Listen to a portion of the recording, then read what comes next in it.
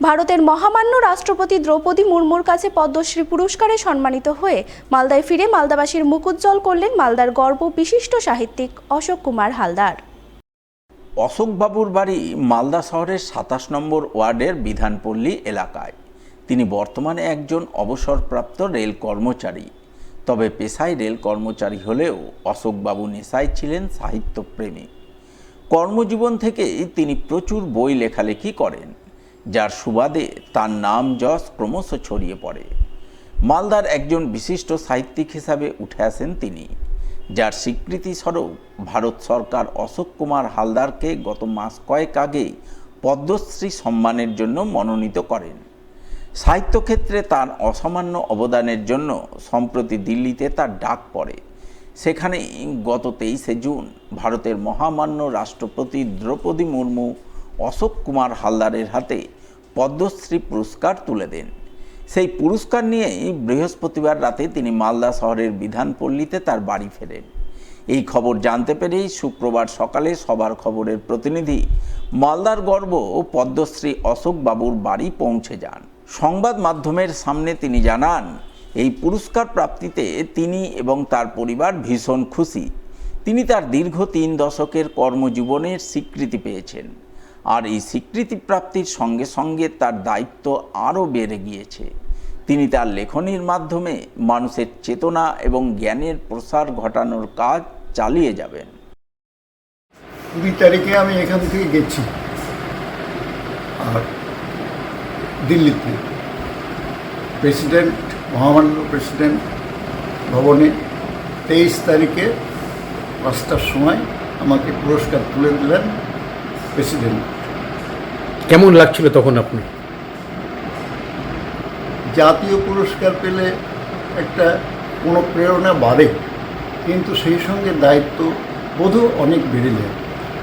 মানুষের সমাজে আমি যে লেখালেখি করছি ৩০ বছর ধরে, সেই লেখাটার উদ্যম আরও বেড়ে যাবে। মানুষ যাতে উপকৃত হয়, মানুষের চেতনা জ্ঞান বুদ্ধি যদি বাড়ে আমার এই লেখায়, তাহলে আমার ওইখানেই সার্থকতা এবং পুরস্কারেরও সার্থকতা। আপনি কখনো ভেবেছিলেন যে এত বড় জায়গায় যাবেন বা এরকম কাউরি হাতে এত সুন্দর প্রাইজ পাবেন? ৩০ বছর ধরে আমি এই আমার কর্মজীবন থেকে শুরু করে এ পর্যন্ত আমি ৩০ বছর এই কাজের সঙ্গে যুক্ত আছি। তো আমি এটা উপলব্ধি করেছি যে কর্ম করলে লক্ষ্য যদি ঠিক থাকে আর তার কর্মের প্রতি যদি ভক্তি থাকে, তাহলে একটা নির্দিষ্ট জায়গায় পৌঁছানো যায়। আর এই পুরস্কারটা তারই প্রমাণ। বাড়ির লোক কেমন, কতটা আনন্দিত বা উৎসাহ কত? বাড়ির লোক এ ব্যাপারে তো খুবই আনন্দিত হয়েছে, কিন্তু সেই সঙ্গে মালদাবাসীকে আমার এই যে সম্মান, আমার এই যে বিজয় অ্যাওয়ার্ড, সেই অ্যাওয়ার্ডের বিজয় আমি মালদাবাসীর সঙ্গে শেয়ার করতে চাই। আর সাহিত্য অনুরাগী মানুষ, সাহিত্যপ্রেমী মানুষ যারা আছেন, তাদের সঙ্গেও আমার এই পুরস্কারের যে আনন্দ, সেই ভাবটা আমি করতে চাই।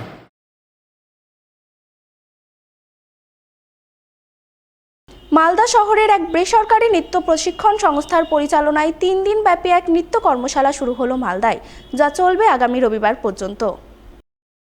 মালদা শহরের মনস্কামনা রোড এলাকার এক বেসরকারি হোটেলে আয়োজিত এই কর্মশালার প্রথম দিন হাজির ছিলেন পদ্মভূষণ সম্মানে সম্মানিত পণ্ডিত বিরজু মহারাজের শিষ্যা প্রথিতযশা নৃত্যশিল্পী বিদুষী শাশ্বতী সেন।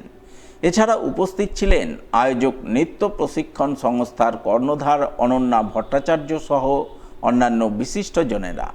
তারা সকলে মিলে এদিন সংস্থার বিভিন্ন বয়সী মেয়েদের কত্থক নৃত্যশৈলীর উপর প্রশিক্ষণ প্রদান করেন। 3 দিনব্যাপী কর্মশালার প্রথম দিন কত্থক নৃত্যের নানান শৈলী তুলে ধরেন প্রথিতযশা নৃত্যশিল্পী বিদুষী শাশ্বতী সেন।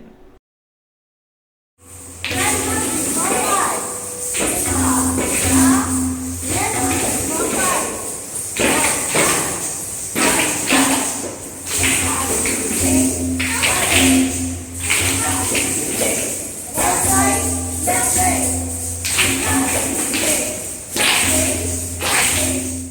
নমস্কার, আমি অনন্যা ভট্টাচার্য। আমাদের সংস্থা ছন্দভারতী বহু বছর ধরে চলছে। অ্যাকচুয়ালি এই সংস্থাটা মায়ের, এখন আমিও মায়ের সাথে জড়িত এই সংস্থাতে। 3 দিন ব্যাপী আমাদের এই ওয়ার্কশপটা চলছে, কর্মশালাটা চলবে। আজকে তার প্রথম দিন। আমি ভীষণভাবে ধন্য যে মালদার মতন জায়গায় আমি বিদুষী শাশ্বতী দিদিভাইকে আনতে পেরেছি।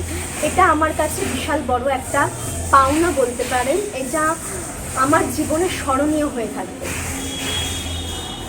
আমরা তালিমের মধ্যে পেয়েছি বন্দনা, 3 তালের কিছু পার্ট, মধ্যলয়, বিলম্বী, দ্রুত 3 তাল, এগুলো আজকে করাচ্ছেন। এবার পরবর্তীতে আরও 2 দিন আছেন, এখন আরও নতুন নতুন অনেক কিছু শেখাবেন উনি, এই আশাই রয়েছি আমরা।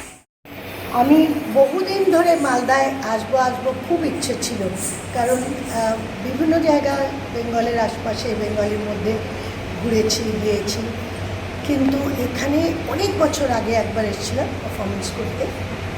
তারপরে অনেক বছর, প্রায় 15 বছর হয়ে গেল যে আসিনি।